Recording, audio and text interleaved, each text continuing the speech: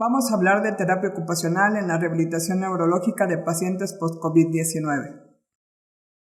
Hola, soy la licenciada en terapia ocupacional Miriam Edith Thompson Bonilla, egresada del Instituto Nacional de Rehabilitación.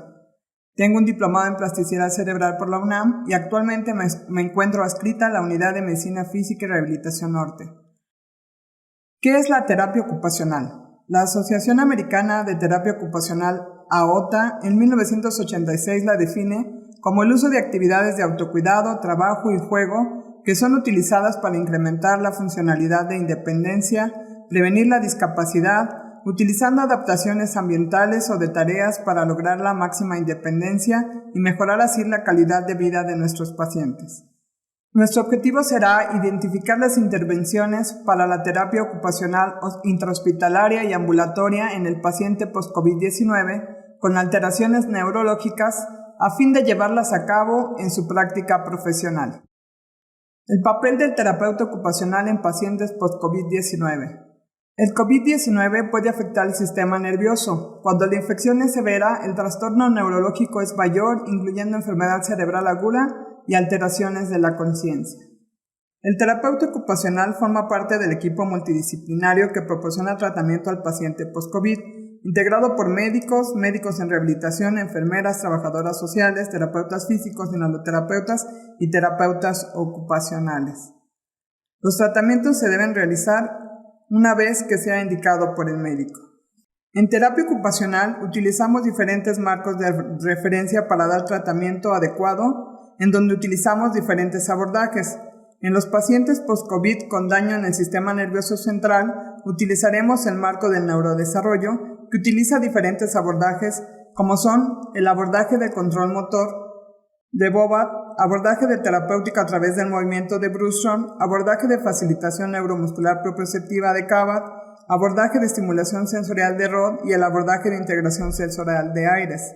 Utilizaremos también el marco biomecánico que se utiliza en padecimientos ortopédicos y del sistema nervioso periférico, en el cual vamos a utilizar abordaje de actividades graduadas, actividades de la vida diaria y abordaje compensatorio. Estos son los dos marcos que utilizaremos para trabajar a nuestros pacientes post-COVID-19. ¿Cuál es la intervención del terapeuta ocupacional en la unidad de cuidados intensivos? Los objetivos de intervención serán tratamiento postural. Posicionamiento y alineación son muy importantes, ya que con ello podemos evitar lesiones nerviosas por compresión. Si el paciente se encuentra en decúbito supino, la cabeza deberá permanecer recta con una pequeña almohada debajo, evitando una tensión excesiva del cuello. Piernas ligeramente separadas. Una almohada a nivel de hueco propitio para evitar hiperextensiones. Otra bajo pantorrillas para evitar apoyo de talones. Colocar almohadas bajo muslos y cintura para evitar apoyo del sacro. Los miembros superiores pueden colocarse en posiciones distintas en función de la comodidad del paciente. Los pies deben mantener una flexión dorsal de 90 grados con los dedos apuntando hacia el techo. En decúbito lateral se colocará una pequeña almohada bajo la cabeza del paciente, dejando el brazo del decúbito correspondiente en posición anatómica correcta y cómoda para el paciente. El otro brazo se apoyará en una almohada doblada fuera del cuerpo, procurando una cierta elevación de la mano para favorecer la circulación del retorno. La pierna del decúbito permanecerá en extensión o ligeramente flexionada hacia atrás y relajada. La pierna superior se coloca en flexión por delante de la otra, apoyándola en una almohada y dejando el talón libre. Se colocará una almohada en la espalda del paciente para mantener la alineación de la columna y la posición de decúbito lateral, teniendo en cuenta que debe quedar libre el sacro del paciente y comprobar la correcta colocación del pabellón auricular. En decúbito prono, que es la posición más utilizada, colocaremos una pequeña almohada bajo la cabeza lateralizada, vigilando la colocación del pabellón auricular. Otra almohada se pone a nivel del tórax o epigastrio, comprobando en el caso de las mujeres que no presione las mamas. Otra en la parte baja del abdomen, evitando la presión sobre las crestas ilíacas. Una almohada bajo los muslos. Entre la almohada del abdomen y la de los muslos hay que vigilar la posición de la sonda vesical y en el caso de los hombres de los genitales. Hay que evitar el roce de las rodillas. Por último, se pondrá otra almohada en la parte distal de la pierna, sacándola entre los pies de tal manera que no choquen con los malleolos entre sí y dejando los pies con un ángulo de 90 grados y sin que las puntas de los pies rocen en la cama. Los brazos se pueden colocar hacia atrás o hacia adelante según la comodidad o situación del paciente. Debemos tener protección de las salientes óseas, ya que pueden generar escalas o úlceras por presión. Los puntos de vigilancia en las diferentes posiciones serán en posición de cúbito supino, el occipucio, los omóplatos, los codos, el sacro y los talones. En decúbito lateral, la oreja, el hombro, las costillas, trocánter y la rodilla. En decúbito prono, la nariz, el pómulo, el acromion, las costillas, el esternón, crestas ilíacas, rodillas y los dedos. La estimulación sensorial será necesaria cuando el paciente vaya a ser despertado o destetado del ventilador. Intervención de terapia ocupacional en el paciente hospitalizado moderado. El tratamiento postural, vamos a dar posicionamiento y alineación como lo habíamos visto, movilizaciones activas si el paciente las puede realizar, si no serán activas asistidas. Los cambios de decúbitos también se los puede realizar el paciente y si no nosotros los realizaremos. Vamos a utilizar técnicas de ahorro de energía en sus actividades básicas de la vida diaria con patrón respiratorio. Las técnicas de ahorro de energía se basan en aprender a controlar la respiración consciente, combinándolo con una adecuada planificación, priorización y simplificación de las actividades, además de tener en cuenta los principios ergonómicos y de adaptación de las tareas y de los utensilios y el entorno para que actúen como elementos facilitadores que le permiten llevar a cabo las actividades. La respiración diafragmática, la cual consiste en inspirar aire por la nariz y llevarlo al estómago y expirar por la boca y sacarlo del estómago contrayéndolo. El patrón respiratorio será: la inspiración se hará durante el descanso y la expiración durante la actividad o el esfuerzo.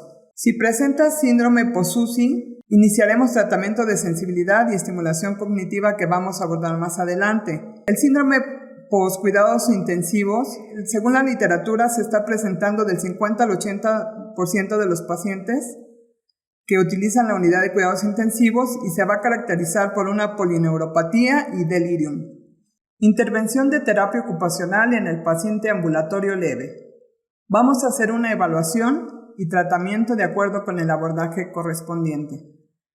Realizaremos una evaluación de la sensibilidad superficial, profunda y cortical y una estimulación sensitiva de acuerdo con su alteración y con técnica de Roth. La evaluación de la sensibilidad superficial, cortical y profunda.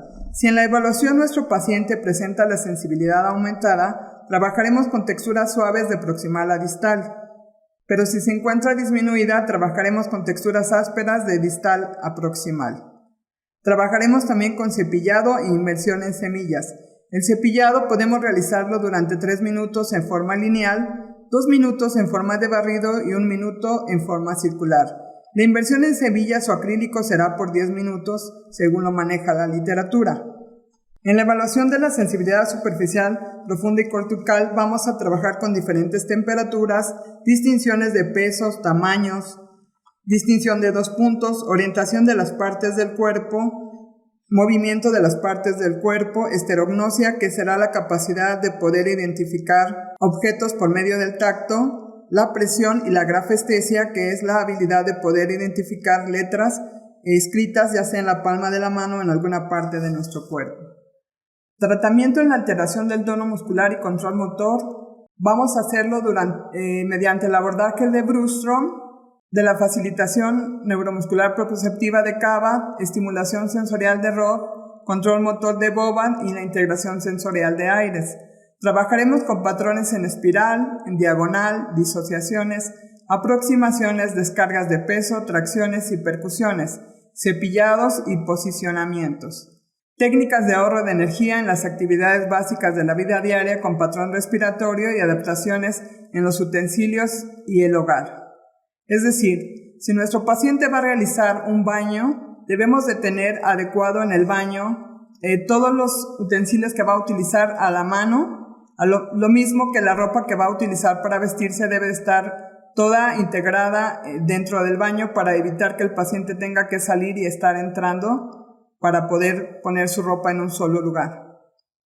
A lo mismo, para utilizar el tallado de las piernas vamos a utilizar un cepillo de mango largo para poder tallar los pies o las partes en donde nuestro paciente no alcance. También con técnica de respiración. Evaluación cognitiva.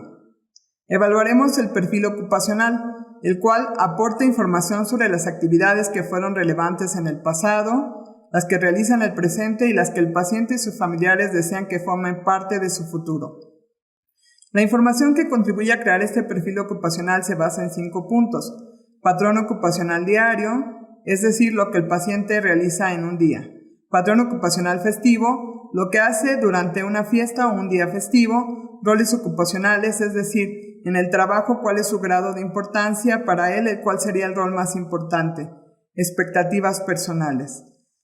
La exploración de las áreas cognitivas, vamos a explorar lo que es la atención, como la capacidad para mantener la atención voluntaria sin ceder a las interferencias provocadas, la capacidad para localizar estímulos en el ambiente y la capacidad para mantener una respuesta en un contexto de distracción, ya sea externa, como un estímulo o persona, o internas como pensamientos, recuerdos o preocupaciones.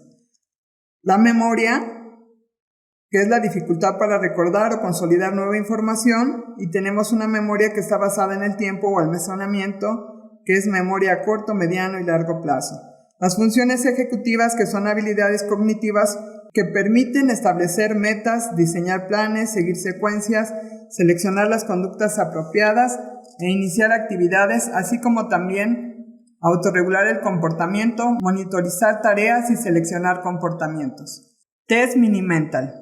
Consta de 30 preguntas agrupadas en 10 secciones donde las características esenciales que se evalúan son orientación espacio-temporal. Lo podemos identificar mediante una pregunta: ¿en dónde se encuentra usted y qué fecha es el día de hoy? Capacidad de atención, concentración y memoria. Decimos 3 palabras que pedimos que repita el paciente, hacemos algunas preguntas y volvemos a pedirle al paciente que repita las palabras. Capacidad de abstracción o cálculo.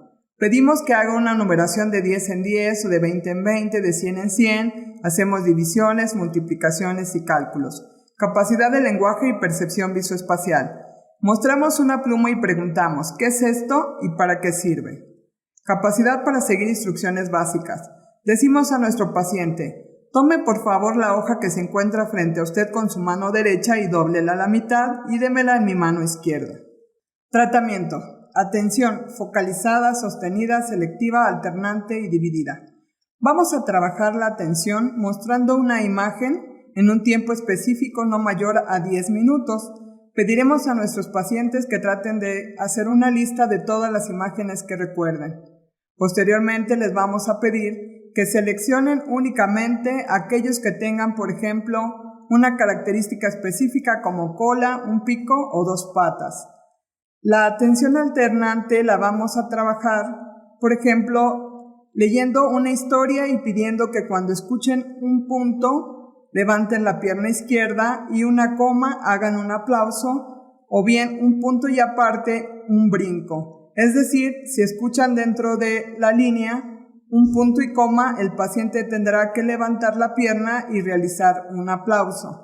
La atención dividida podemos trabajarla mostrando una imagen en donde esté escrito con color rojo la palabra negro o con color azul la palabra amarillo, y vamos a pedirle a nuestro paciente que únicamente diga el color y no la palabra. Podemos trabajar con una lotería convencional y en lugar de mostrar la imagen únicamente diremos los números. De esta forma nuestro paciente estará concentrado en observar los números que tiene en su carta y escuchar los que estamos diciendo.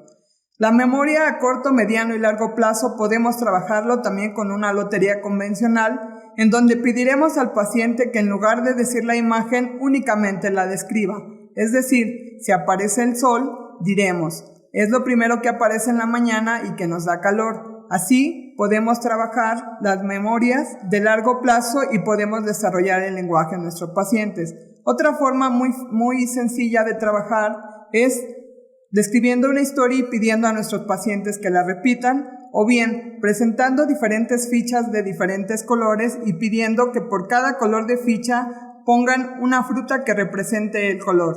Sí, por ejemplo, tenemos una ficha amarilla y podemos decir que es una guayaba, o una ficha roja y decir que es una manzana. Vamos a colocarlas en un tablero y después vamos a pedirle que nuevamente arriba de la ficha roja que puso que identificaba la manzana, ponga otra ficha del color que él determine y tiene que poner una fruta diferente. Podemos decirle o pedirle que haga un cóctel de frutas y de esta manera vamos a preguntarle a nuestro paciente cuáles son las frutas que utilizó para realizar su cóctel, describiendo todas y cada una de las fichas que puso como representación de las frutas. Las funciones ejecutivas podemos pedirles a nuestros pacientes que nos digan una receta de cocina, preguntándoles desde la descripción de qué tienen que comprar, dónde lo tienen que comprar, cuánto dinero es el que van a utilizar, cómo deben de realizar el proceso de cocción o picar, si lo necesitan así, cómo lo deben de preparar, en dónde se sirve y cómo se debe comer. El delirium se define como una alteración del estado de conciencia.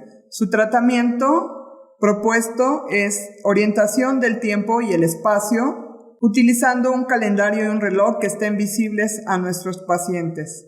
De esta manera podemos hacer esta orientación de tiempo y espacio. Vamos a hacer correcciones de las deficiencias sensitivas utilizando los diferentes métodos, específicamente el método de Roth. Vamos a utilizar el sueño haciendo una adecuación en el ambiente debe ser tranquilo y disminución de la luz. Debemos evitar medicamentos que causen delirium y se recomienda la utilización de una ventana en donde entre la luz de forma natural. Si no se cuenta con una ventana, se puede pedir que tengamos un tapiz con paisajes para tratar de mantener los ritmos circadianos.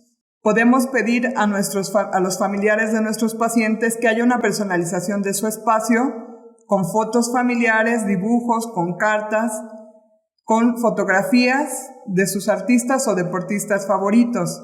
Se le puede pedir al paciente que realice un diario desde que él recuerde lo que estuvo trabajando en el área de hospitalización hasta el último día que está trabajando, y podemos dar una guía de autocuidado para el paciente o el cuidador primario, en donde vamos a describir el trabajo que debe realizar el paciente durante el día.